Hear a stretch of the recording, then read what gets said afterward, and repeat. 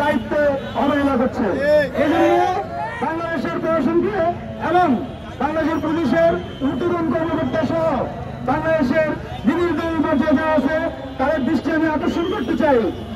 অবশ্যই বাংলাদেশের প্রশাসনে আওয়ামী বেশিরভাগের দোষরা অবশ্যই আছে, 100% আছে। যদি আপনারা তাদেরকে বের করতে না পারেন, এটা আপনাদের স্পষ্ট ব্যর্থতা এবং এই জাতীয় জন্য আপনাদেরকে ক্ষমা করবে না।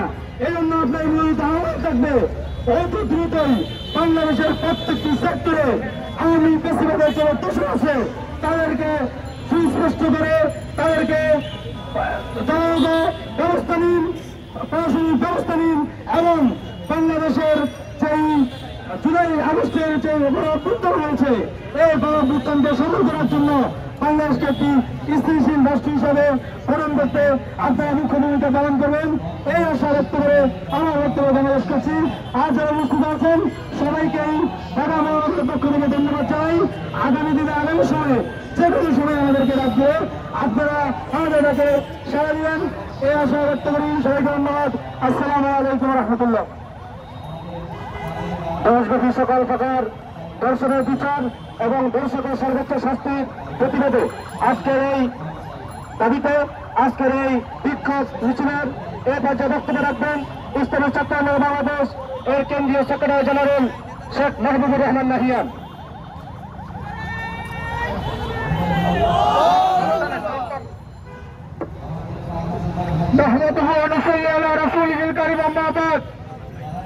ইসলামী ছাত্র আন্দোলন বাংলাদেশ ঢাকা মহানগর কর্তৃক আয়োজিত আজকের এই বিক্ষোভ মিছিল ধর্ষকদের সর্বোচ্চ শাস্তির দাবিতে আমরা এখানে সমবেত হয়েছি।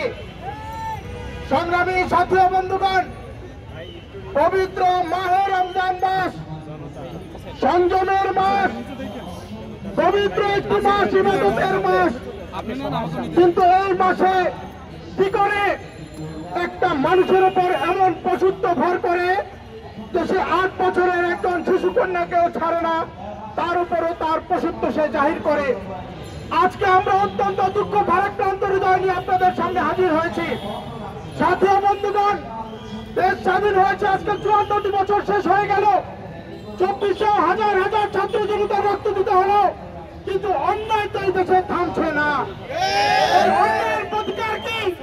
এই অন্যায়ের প্রতিকার আমাদের খুঁজে বের করতে হবে। সংগ্রামী সাথী ও বন্ধুগণ, আজকের এই সমাবেশ থেকে স্পষ্ট ভাষায় একটি কথাই বলতে চাই, নীতির পরিবর্তন ছাড়া এই ধরনের পশুত্ব কখনোই দূর করা সম্ভব হবে না। সাথী ও বন্ধুগণ, 54 বছর মানব রচিত তন্ত্র মন্ত্র দিয়ে শাসন করে আপনারা দেখেছেন এই দেশে শান্তি প্রতিষ্ঠিত হয় নাই, ধর্ষণ বন্ধ হয় নাই, দুর্নীতি লুটতরাজ অপশাসন দুঃশাসন বন্ধ হয় নাই।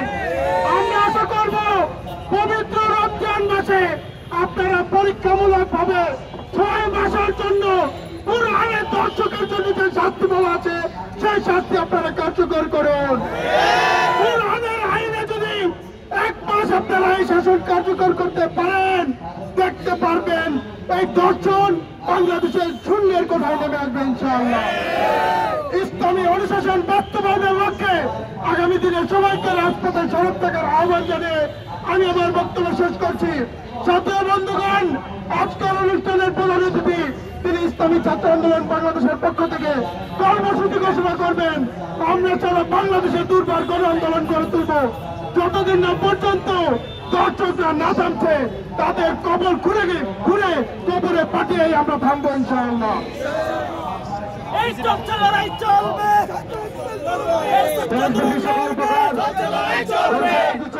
এবং দর্শকের সর্বোচ্চ শাস্তির দাবিতে ইসলামী ছাত্র বাংলাদেশ ঢাকা মহানগর কর্তৃক আয়োজিত আজকের বিক্ষোভ মিছিলের পর্যায়ে সভাপতি বক্তব্য রাখবেন ইসলামী ছাত্র বাংলাদেশের কেন্দ্রীয় সহ সভাপতি বিপ্লবী ছাত্রনেতা মোহাম্মদ মুনতাসির আহমদ।